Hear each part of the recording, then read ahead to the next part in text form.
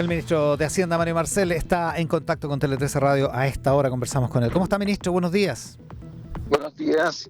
Muchas gracias por la Muy buenos gentileza días de estar con nosotros esta mañana. Oiga, dentro de todo, una buena noticia, el IMASEC, el superávit fiscal. Hay algunos datos de lo que usted mismo ha llamado un aterrizaje suave, ministro, ¿no?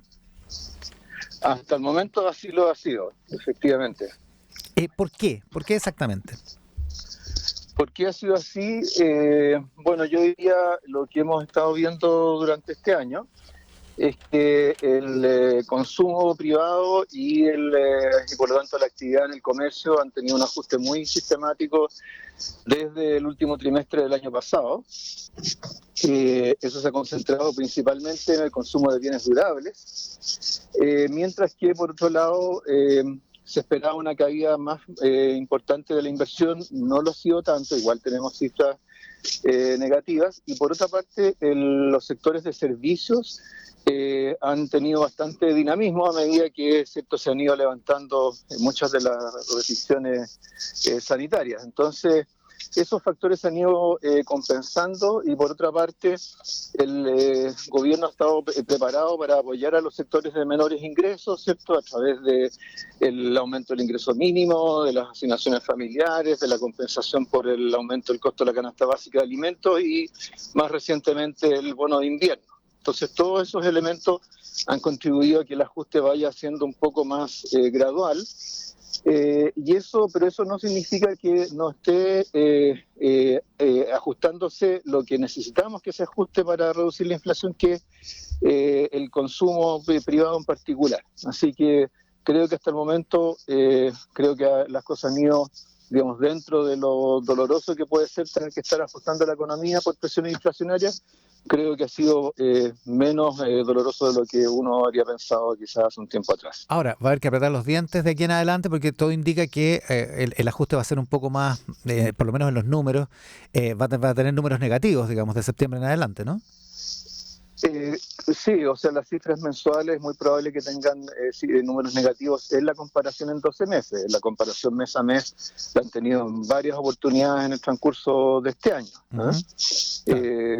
Muy probablemente el tercer trimestre va a tener una variación negativa respecto del segundo trimestre desestacionalizado. Pero tenemos que pensar si hacemos un poco de memoria. Hace un tiempo atrás, ¿cierto?, nos preocupaba que íbamos a tener un invierno muy difícil. Se aplicaron una serie de medidas para prevenir eso. La verdad es que el invierno no fue tan duro en términos de actividad. En el segundo trimestre la actividad se mantuvo más o menos constante. Luego se pensó que sería el tercer trimestre el más difícil del año.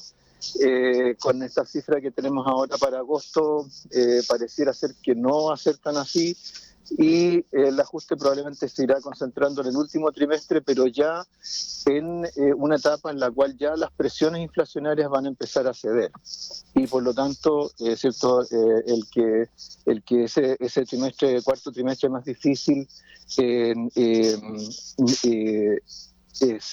digamos, tenga esas características, al mismo tiempo permite mirar hacia adelante a un 2023, donde una vez que se estabilice la actividad la vamos a ir recuperando durante buena parte del año. O sea, el 2023, por decirlo así, va a ser crecimiento negativo, si es que existe ese oxímoron, digamos, pero sobre el final del año 2023 deberíamos empezar a ver una recuperación. Ese es lo que usted dice.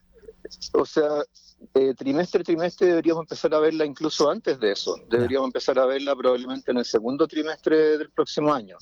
Lo que pasa es que vamos a partir de un punto relativamente bajo. Entonces eso va a hacer que el promedio del año se vea negativo respecto del promedio del 2022. Pero las proyecciones nuestras, que las presentamos ayer, a lo que apuntan es a una estabilización de la actividad en el primer trimestre del 2023, y a partir de ahí una recuperación gradual, y ya superando los niveles previos hacia el final del año. Estamos con el ministro de Hacienda, Mario Marcel. Ministro, le pido un favor, parece que sus audífonos están rozando con una de sus legendarias corbatas, entonces se produce un ruidito así. Tiene toda la razón. Eso, sí, ya. Okay. Oiga, una cosa antes, para que hablemos del presupuesto 2023 también. ¿Cuál va a ser el efecto en el empleo de todo esto? Hay algunos que pronostican ya desempleo de 2 dígitos para el próximo año. A ver, hasta el momento, ¿cierto? El mercado del trabajo se ha mantenido bastante estable. La última cifra que tenemos es la del trimestre móvil terminado en agosto, donde se mantuvo la tasa de desocupación en un 7,9%, donde ya, digamos, la economía dejó de crear empleo de un trimestre a otro, pero yo diría que hasta el momento, considerando que la demanda interna se viene ajustando desde comienzos de año, yo diría que el mercado del trabajo ha tenido una cierta capacidad para proteger los empleos. Ahora en eso no podemos cantar victoria. El mercado del trabajo tiende a reaccionar con un cierto rezago a la actividad, pero creo que todavía estamos relativamente lejos de tasas de desocupación de 2 dígitos. Ya, o sea, usted no lo ve en el corto plazo. Lo que pasa es que se juntan noticias, digamos. Hoy día el Mercurio trae una nota que dice que los permisos de edificación para las viviendas bajaron un 44% en agosto y que llegaron a la peor cifra desde 2010, lo que no es muy alentador para el rubro de la construcción, que está teniendo varios problemas, aparte de la incertidumbre, digamos, el costo de los materiales, en fin, las trabas en las tramitaciones. ¿Hay alguna posibilidad, por ejemplo, de destrabar al gremio de la construcción, que es un gremio tan intensivo en mano de obra, en uso de mano de obra? Sí, o sea, primero tengamos claro que los permisos de edificación no son el mejor indicador coyuntural porque es una variable muy volátil, ¿eh? Ya. Pero, por supuesto, el sector de la construcción ha estado con muchas dificultades. Esas dificultades tienen que ver con el aumento de los costos de los materiales que hemos tenido durante todo el año, desde el año pasado en realidad. Incluso el aumento del costo de la mano de obra en el caso del personal de la construcción, por supuesto afectado por una menor inversión en construcción y obras.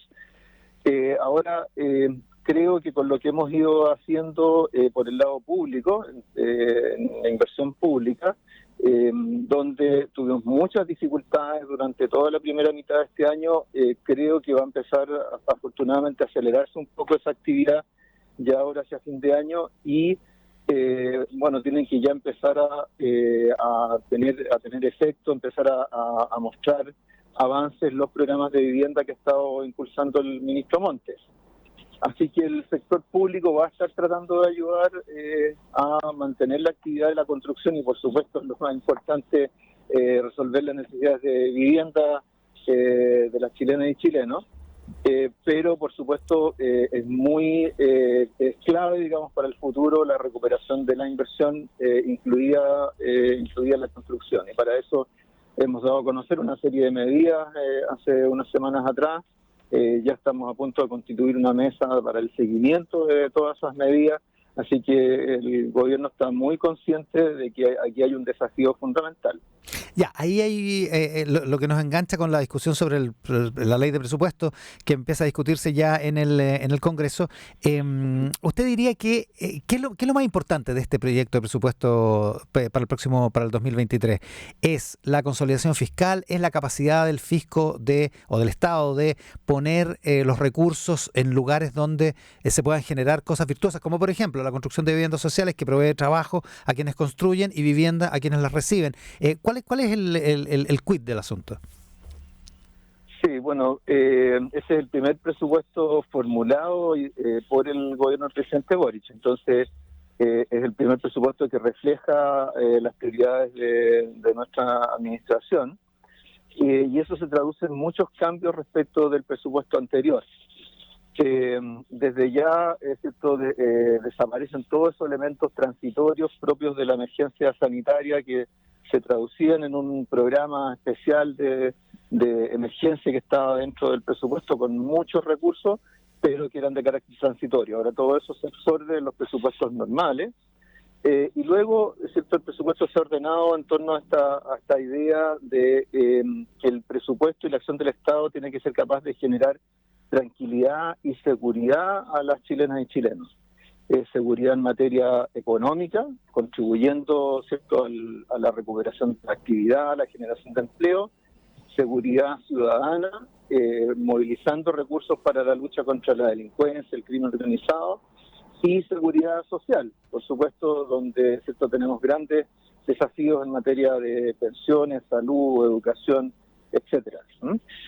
Y junto con marcar esos énfasis y reflejarlo en las cifras, ¿cierto?, porque esto no es una cuestión de un puro discurso, esto uno tiene que reflejarlo en los números, hay también muchos cambios cualitativos dentro del presupuesto. Por ejemplo, un problema común en el presupuesto es la dispersión del gasto. Qué sé yo, en un tema, digamos, fomento productivo, uno tiene recursos repartidos en decenas de instituciones, en programas pequeños, que muchas veces se cuestiona si tienen efecto o no. Ahora tenemos lo que hemos hecho es en muchos de esos casos reunir todos esos recursos en un solo programa presupuestario coordinado por un ministerio, una institución, y que distribuye recursos a otras instituciones, pero sobre la base de compromisos de desempeño. Entonces, eso es un cambio bien importante en la manera de presentar y de ejecutar los presupuestos. Así que, como digo, tenemos hartos cambios. Yo creo que es muy interesante todos los que tengan interés en los temas presupuestarios, mirar este proyecto, seguir la discusión, porque creo que hay mucha innovación. Ministro, hay también otras innovaciones. Hay un proyecto de ley asociado que va a permitir que el fisco pase a contrata a un montón de funcionarios, una cantidad importante de funcionarios, pero ¿hay algún efecto o alguna búsqueda de mayor eficiencia en el gasto, que es lo que hemos discutido durante tantos años a propósito de una reforma al Estado que se viene planteando de la época de Fred Ruiz Tagle, digamos, para ser franco? Sí, hay muchas novedades. Primero aclarar que el tema de los pasos de honorarios a contrata no es una ley, sino que obedece un dictamen de la Contraloría General de la República que se va a ir aplicando gradualmente. Perfecto. Pero yendo al tema de la eficiencia, fíjese que hay muchas novedades en este presupuesto. Por ejemplo, en el tema de las listas de espera para intervenciones quirúrgicas en los hospitales públicos. Sabemos que este es un problema de grandes magnitudes, mucha gente sufre por eso a la espera de su cirugía, y acá lo que se ha hecho es, aparte de asignarle recursos adicionales al Ministerio de Salud para poder reducir esas listas de espera, se están implementando una serie de medidas para utilizar más intensivamente la infraestructura hospitalaria, los pabellones, ¿cierto?, para las intervenciones quirúrgicas, etcétera. En eso lo que estamos haciendo es seguir las recomendaciones del Consejo Nacional de la Productividad, que hizo un estudio sobre este tema hace tiempo atrás. También el mismo Consejo Nacional de la Productividad hizo un estudio sobre la eficiencia en la salud primaria, y llegó a la conclusión que había una fuente de ineficiencias derivado de la manera en que se administraba el tiempo, en que se entregaban las horas, que se iba asignando el tiempo de los profesionales, del personal de la salud primaria. Hizo una serie de recomendaciones que tienen que ver con el triaje, es decir, cómo se va administrando las horas de la salud primaria, y eso también lo vamos a estar implementando durante este año, ¿ya? Así que el tema de la eficiencia en el sector público no es solo una preocupación, sino que yo diría para nosotros es una obligación hacia la ciudadanía, porque después de todo, ¿cierto?, lo que hacemos es manejar los recursos que aportan los chilenos a través de sus impuestos. Tal cual, esa es su responsabilidad. Estamos con el ministro de Hacienda, Mario Marcel. Ministro, déjeme salirme del presupuesto para dos temas que tienen que ver con proyectos que se discuten o deberían discutirse pronto en el Congreso. Uno, lo del TPP-11, que se va a votar el próximo martes. Desde el punto de vista de las señales hacia los inversionistas extranjeros, la idea del gobierno de, a pesar de lo que pase el próximo martes, que es casi seguro que se va a aprobar en la ratificación en la sala del Senado, postergar el depósito del tratado, es decir, postergar los siguientes pasos, digamos, para que el tratado entre en vigor y Chile sea miembro pleno del TPP-11, o como que es su denominación antigua. ¿Le parece que es una señal conveniente para los inversionistas extranjeros esa dilación? El tema, ¿cierto?, del depósito del instrumento, la medida que sea aprobada la ley, tiene que ver con la preocupación que tiene el gobierno por un tema particular, ¿cierto?, que son los mecanismos de resolución de controversia con inversionistas. En esto, el mundo, o sea, a nivel global, hay una cierta preocupación por este tema, sobre cómo funcionan estos mecanismos. En general, lo que está en los tratados, muchos tratados de protección de inversión, etcétera, es recurrir al CIADI, que es un centro de resolución de disputas que es parte de la estructura del Banco Mundial. ¿Ya? Ahora, ¿cómo funciona el CIADI? Bueno, funciona básicamente con tribunales ad hoc que se constituyen cuando existe una demanda de un inversionista. Y ahora, hay muchas críticas a esos mecanismos porque fundamentalmente son tribunales de carácter ad hoc que se constituyen, que hay que financiarlos, que resuelven por su propia cuenta cómo evoluciona un caso. Estas dudas o cuestionamientos de este tipo de mecanismos se ha reflejado por el hecho de que la Unión Europea para... ¿Ministro? Estamos con el ministro de Hacienda, Mario Marcel, en la explicación de efectivamente cuál es la preocupación del gobierno por el sistema de solución de controversias en los tratados de libre comercio en general. ¿Ministro? ¿Aló? Ahí sí, es que estábamos en la preocupación por estos tribunales ad hoc con los que funciona el CIADI. Claro, entonces decía que en el caso de la Unión Europea se está creando un mecanismo más permanente para hacerse cargo de estas funciones dentro del CTPPP. Nueva Zelanda, ¿cierto?, también ha generado estas side letters. Entonces es un tema que está en evolución. Y en esas circunstancias lo que está planteando el gobierno es que va a buscar estos acuerdos bilaterales para efectuar de esos mecanismos a los casos que se presenten entre esos otros países y nosotros. Ahora, eso por supuesto no significa que se postergue indefinidamente el depósito del instrumento. Significa simplemente que el gobierno va a hacer las gestiones que correspondan y después de un tiempo prudente con los side letters que tenga, va a presentar el proyecto de ley que corresponde, porque eso tiene que ser aprobado legislativamente. Eso es básicamente en qué consiste este tema, porque a veces nos quedamos en los conceptos y es bueno que la gente entienda de qué se trata todo esto. Sí, claro, exactamente. La verdad es que la explicación con más detalle que le he escuchado a una autoridad de gobierno. Ahora, ¿cuántos meses es prudente? Porque un ministro australiano que anda acá de visita dijo que era una cuestión de meses la respuesta australiana. Sí, bueno, estas conversaciones ya se iniciaron antes, pero la verdad es que mejor puede responder a esto en la Cancillería, porque son ellos los que llevan estas negociaciones. Ya, oiga, lo último, que justo se nos va el tiempo. Sobre el proyecto de reforma de pensiones, se entiende que se va a poner más bien sobre fines de octubre, más allá del detalle. ¿Cuánto le preocupa el efecto que pueda tener un desacuerdo, un disenso en torno a la reforma de pensiones, un disenso profundo, a eso me refiero, en el tema de la reforma de pensiones, en el mercado de capitales, que ha sido una de las cuestiones capitales críticas, digamos, en el mal ambiente que ha habido sobre el sistema de AFP en parte de la izquierda, que es la que apoya al gobierno? ¿Cuánto le preocupa el efecto en el mercado de capitales de ese proyecto y de su tramitación? Sí, bueno, uno como economista y como autoridad económica, cierto que tiene que seguir lo que pasa en los mercados financieros, sin duda ese es un tema relevante, pero yo creo que el tema principal respecto de la reforma de pensiones tiene que ver con la gente. O sea, aquí llevamos obtener mejores pensiones, 7 años hablando de una nueva reforma de pensiones después de la del 2008. Hemos tenido 2 intentos fallidos. Mientras tanto, cierto, especialmente los sectores medios se enfrentan a pensiones muy bajas respecto de sus remuneraciones. Entonces yo creo que aquí hay una responsabilidad ante la ciudadanía que es muy grande.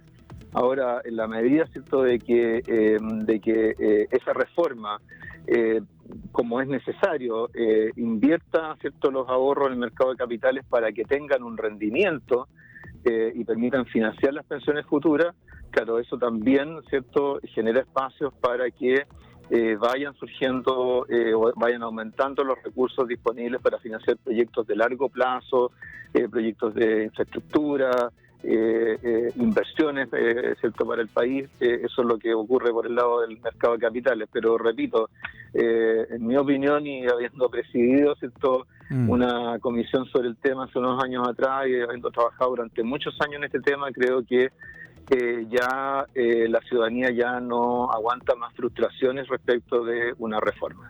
¿Va a haber reforma, cree usted? Nosotros tenemos toda la decisión de hacerlo, por eso nos hemos tomado el tiempo, llevamos trabajando ya 7 meses en este proyecto de reforma, ha habido muchas conversaciones con muchos actores y creo que estamos llegando a una propuesta muy buena, muy interesante, que siempre tendrá elementos que mejorar en el trámite legislativo, pero yo creo que va a ser una propuesta que va a responder plenamente a esta esperanza de las chilenas y chilenos de tener un buen sistema de pensiones que sea capaz de protegerlos de todos los riesgos asociados a la vejez. El ministro de Hacienda, Mario Marcel, esta mañana en Tele 13 Radio. Ministro, muchas gracias por la gentileza. Gracias a ustedes. Buenos días. Hasta luego. Que tengan un buen día.